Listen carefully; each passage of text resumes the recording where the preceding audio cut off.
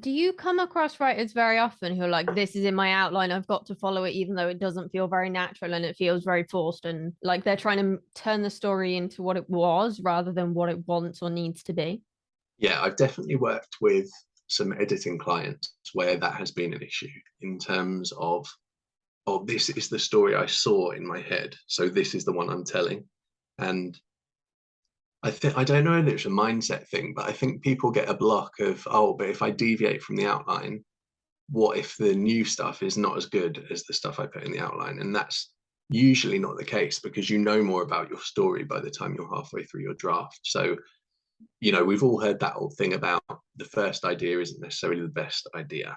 And I think that's what happens when you draft from an outline. You'll get to a certain point and you'll think, oh, but that could be so much better. And then a part of you holds back and thinks, oh, but my outline's pretty good already. So what happens if I completely stuff it up? You won't stuff it up because at the end of the day, you can draft that novel as many times as you like before you're happy with it.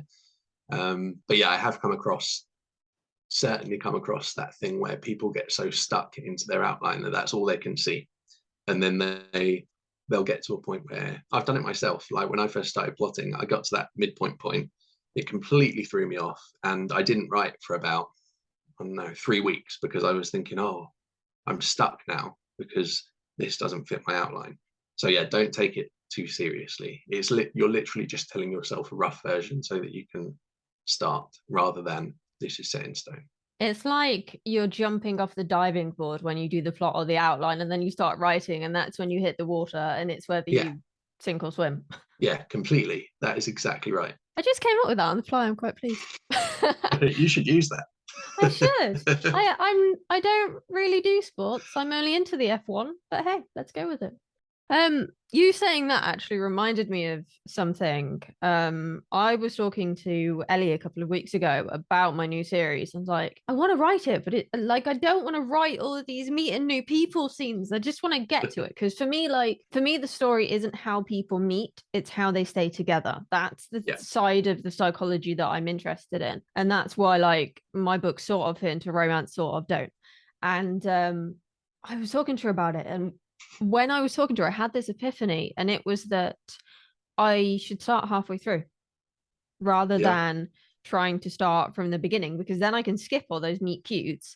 Because for every single one of my series, I have rewritten the meet cutes 3 or 4 times.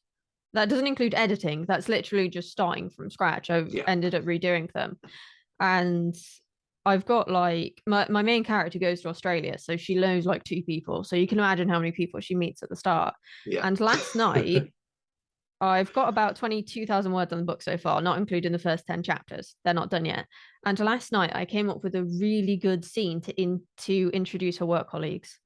And just because I had kept myself open and flexible and spent that time getting to know the characters once they were kind of established relationships, I feel like now it's going to be easier to write the introduction with them. And actually, if I can pull it off, I've forgotten half the dialogue, but it was a really funny scene where her boss is like completely scatterbrained and all over the place. And the guy who becomes her best friend is like the sane one in this madhouse, basically. But it's a room full of writers. You can imagine what it's like.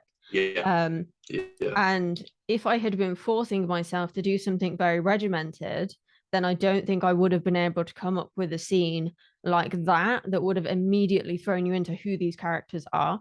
yeah. I agree, and that's kind of what we were talking about earlier. So when I say outline, I don't mean you have to sit down and plan the hook, the inciting incident in order. You don't have to do that. So if there's a particular part of the story that is inspiring for you, so for you that, like you said, you're more inspired by what keeps people together than how they actually meet, and then you can write a decent meet cute based on what you learn once they're together.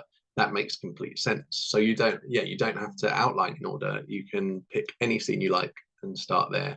And it is about finding a process that works for you. Ultimately, that's how you're going to make plotting, writing, editing the fastest you can. You have to do what works for you.